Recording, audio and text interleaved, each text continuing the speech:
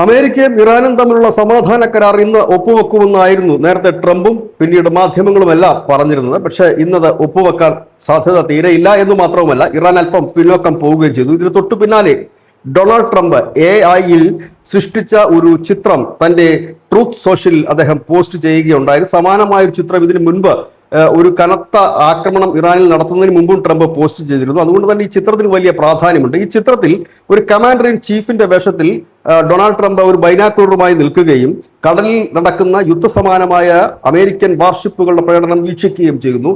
ഒപ്പം തന്നെ ആകാശത്തിലൂടെ അനവധി യുദ്ധവിമാനങ്ങൾ പറക്കുന്ന ദൃശ്യവും ഈ ചിത്രത്തിൽ ഉണ്ട്. അതിന് താഴെ ട്രംപ് കൊടുത്തിരിക്കുന്ന ക്യാപ്ഷൻ നിങ്ങൾ തീരുന്നു എന്നാണ്. അതുകൊണ്ട് തന്നെ ഇനി വരാൻ പോകുന്നത് വലിയൊരു യുദ്ധമാണോ എന്ന ഒരു സംശയവും ഇപ്പോൾ ഉയർന്നിരിക്കുന്നു.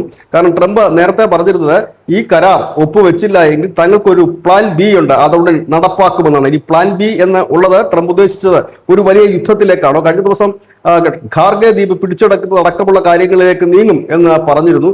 പിന്നീട് വരുന്ന വാർത്തകൾ സമാധാന കരാറിലേക്ക് പോകുമെന്നായിരുന്നു. പക്ഷേ ഇപ്പോൾ സമാധാന കരാറിന്റെ സാധ്യതകൾ അല്പം മങ്ങി എന്ന് തോന്നിപ്പിക്കുന്ന തരത്തിലേക്കാണ് കാര്യങ്ങൾ നീങ്ങുന്നത്. ഇതിനിടയിൽ അമേരിക്കയുമായി ചേർന്നുകൊണ്ട് അല്ലെങ്കിൽ അമേരിക്കയിലെ ചില കമ്പനികളുമായി ചേർന്നുകൊണ്ട് ഇറാൻ എണ്ണ കച്ചവടത്തിന് മുതിരുന്നതായിട്ടുള്ള വാർത്തകളും പുറത്തു വരുന്നുണ്ട്. ഏതായാലും ഈ കരാറിനെ കുറിച്ചുള്ള ഒരു അവ്യക്തത നിൽക്കുന്നു. ഇനി കൂടുതൽ വിവരങ്ങൾ പുറത്ത് വരേണ്ടതായിട്ടുണ്ട്. News desk Malayalam.